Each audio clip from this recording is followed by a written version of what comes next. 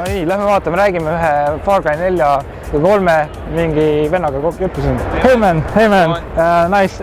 I'm Tanel. I'm Phil. Nice to meet you. Yeah, so you're working on FarCry 4, right? Yeah. And you're who from FarCry 4?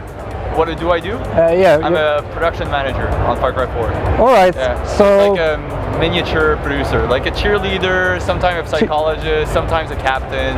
Yeah, okay. But you worked on FarCry 3 also? Yeah, and on Blood Dragon as well. Okay. So you know a lot about FarCry, maybe. Yeah. Okay. So how many years have it been, maybe? It's been close to 5 years, actually. I've been working at Ubisoft on the multiple Far Cry games.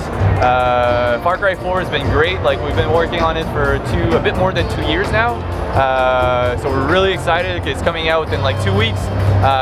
So it's going to be really cool to see the people's reaction to it. Like, can't wait. Yeah, it's near release date. When was the release? It was like 18? No, yeah, 18th of November. Yeah, it's like. What is with the 18th November? Assassin's Creed, you need. It's a magic. No, I don't know. Well, of course we want to be there for Christmas. It's important. Like, but for sure, I don't know. It's gonna be a nice battle between Grand Theft Auto and Assassin's Creed, and for sure. But two of them Ubisoft titles. So. Yeah, well, that's good. Just a few words. I didn't know I could get to talk to anybody here, so I didn't really prepare. But how has the work been on Far Cry 4? It's been great. You know, we. How long did you work on? How long is Far Cry 4 in production? Yeah, for me it was about 2 years. So we started right after we did Far Cry 3 and then Blood Dragon, and then we jumped on Far Cry 4, and we actually had a small team working on Far Cry 4 really in the beginning, just doing some research, trying to find the proper location, and that's where they stumbled upon Kyrat, and they created that world, which is like, obviously it's a fictional world, right? It's not a real place, but it's based on the Himalayas. As you can see, which looks amazing, and we were fortunate enough to even go to the Himalayas ourselves. Like, we went to Nepal and took some pictures, and so that really helped us in building a world that we feel like, you know, we can believe in now. So hopefully the players is gonna feel the same way. All right. So how big is the environment? Like, there's been a lot of discussions. How big is the world compared to Far Cry 3? It's about the same size. Like two islands? Yeah, well, it's not islands, obviously, because it's not in the ocean, but it's one big world. And plus, I don't know if you've seen Shangri-La, but we got also the Shangri-La world. That's it's like underground. It's like a hallucination a little bit, basically it's about, you know, Shangri-La. It's really the myth and legend of Kyrat, right? We really built a full religion and a system and all that sort of stuff, and Shangri-La, when you play in it, it's really to learn a bit more about what Kyrat is and why you're there, basically. So it's super interesting. So yeah, should be interesting story there. Really interesting story. Pig and Min, you probably saw it. But like main aspects like crafting and stuff like that should be like a lot similar to Far Cry 3. Yeah, we took the same game engine pretty much. It's the same game engine. It's still built with Dunya.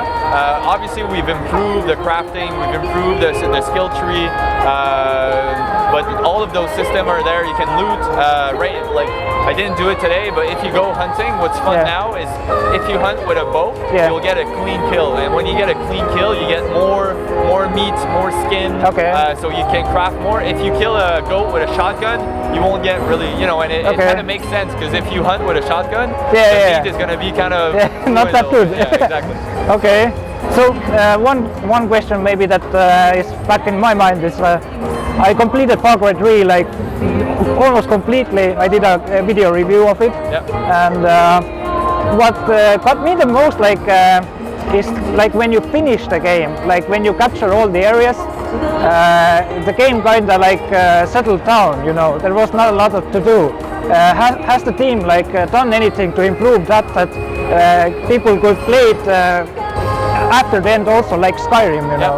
So what we did basically is now, obviously we got the outposts, the towers, and all the side quests. Basically we just cranked up the density. So it's the same size of the world, but there's just so many more things to do. Okay. It's going to be hard through one playthrough to finish everything, but maybe you can. You know, but there's like convoys now and different type of quests. Everything's playable in co-op too.